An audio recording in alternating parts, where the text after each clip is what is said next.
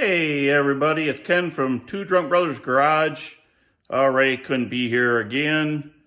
My project today is a 2006 Jeep Commander with the 5.7 hemi engine in it. It's my nephew's vehicle. Got to replace the oil pressure sensor or oil pressure switch, both the same. And I'm gonna change this out for him because he's trying to sell the vehicle. So I got the vehicle already jacked up. I'm gonna switch the camera around so you can see. And then I have to get underneath. I gotta drop a belly pan or belly pan, skid plate. And then I will try to get the camera up and show you where the sending unit is at and get it in and get it out, and hopefully it won't take too long. All right, this is the Jeep Commander. Got the 5.7 liter Hemi, a little dirty, kind of hard to see, but got the 5.7 Hemi. And this is the switch that needs to be changed out right here. This is oil pressure switch, oil pressure sensor. So, and most of the other Jeep Commanders, they have a 3.7 V6 or I think a 4.7 V8. And the oil pressure sensor is by the oil filter, right above the oil filter. But this one here, this skid plate right here that you can see right there, held up with 10 millimeter bolts. I think there's 4 of them. I found out. I'm gonna take that off, and the oil filter's right up behind these hoses right here, and it's up behind them, kind of behind the oil filter, straight across from the tire on the engine block. So I'm gonna get this set up so I can take it up underneath there and show you. Okay, so the video I watched said these bolts right here were 10 millimeter. Well, the guy didn't know what he's talking about. They are actually 13 millimeter. So I am going to take this skid plate down, and then we'll look for the oil pressure switch.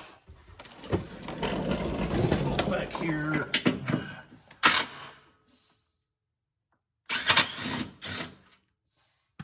There's one.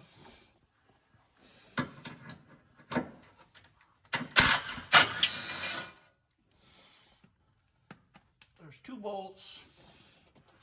All right, so now gotta get this so I can, and this thing's probably gonna be kind of heavy, so gotta be careful I don't bang myself with it. Oh, that's kind of nifty. So there you have it. So you can drop it a little bit, and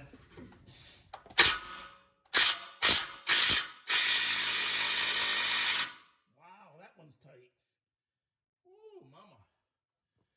Okay, my little blue gun here ain't gonna break it loose, so let me see if I could go get my big gun, but I'll try it with the ratchet first.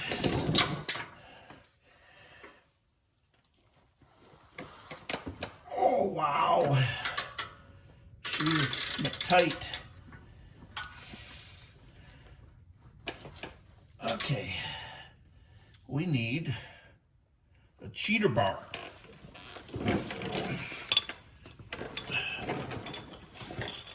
Or I could get my bigger ratchet, but I'll be right back. All right, got a cheater bar. I'm gonna try. Oh yeah, just needs a little persuasion.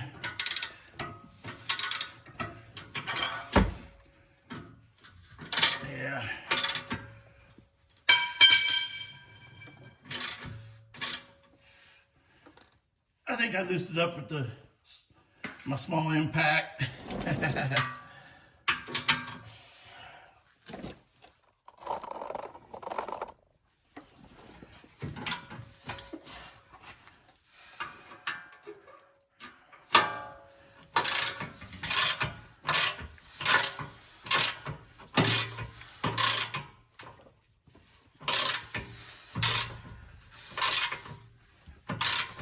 Wow, this thing is super tight.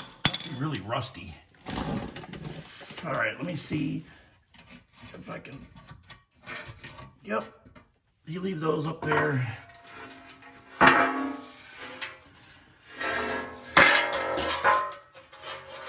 Slide that back there. Okay, now I need to let light under here a little better.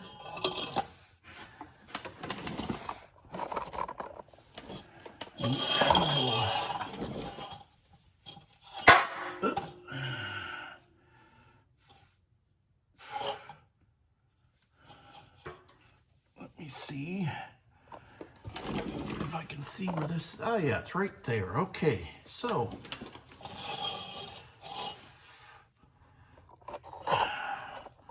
I'm gonna take you up under here, and if you can see, let's see where I'm at. Right there is the switch right there, right up here. So it's going to be hard for me to keep the camera on it while I'm doing this. So I'm going to unplug the plug, and then I will get it out, put it on, and I'll show you the new one as soon as I'm done. So I finally got the other one out. It does have a little oil behind it. I'm going to let it drip a little bit more here. And then I'm going to put the new one in and plug it in, and then get the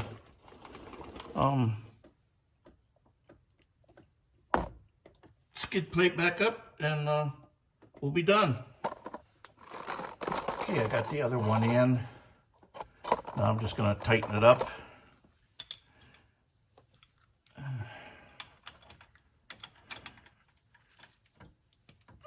You don't want to tighten them too tight. You don't want to break them, but you want to tighten them enough so they don't leak.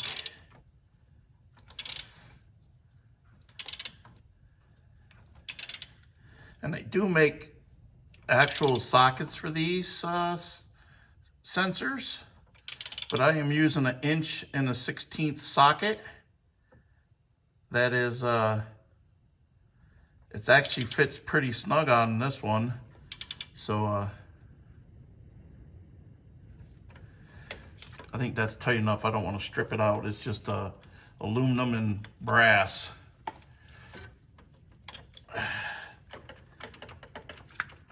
Now to get it off the, oh, there it goes. Watch your face. So let me see how the plug is now. I think I got the plug moved. So now you can see up in here, you can see the new, oh, wrong way. You can see the new sensor up in there. Oh, it's not focusing. It's focusing on the,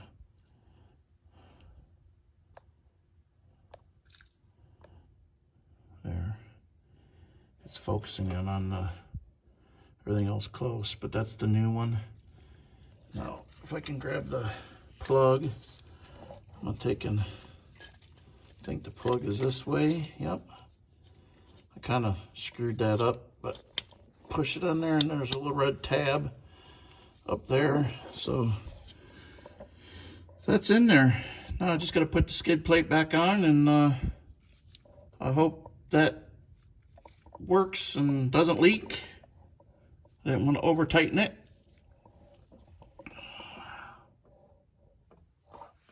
So I'm gonna turn the camera around, and I'll get this skid plate up, and we'll be done. So I'm gonna move the light. Where do I move the light? It's always blinding me. That's what it's always doing to me.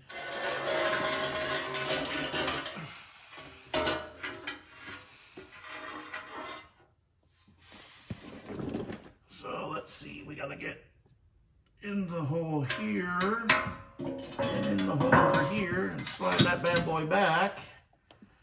And then I'll take and go back and back here, and I got 2 bolts for back here. I'll go push these up and put these in the hole here. I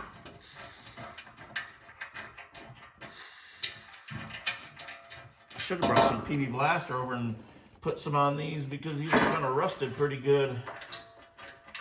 Move them up a little bit. Didn't think I needed them, but hey, it is what it is. So I need the 13mm socket again.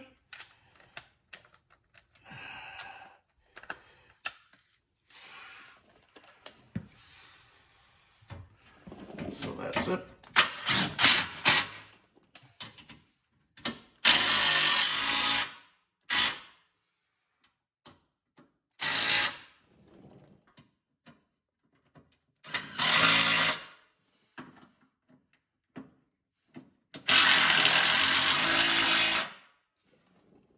Loud. Sorry about that. Alrighty. I think this job is done.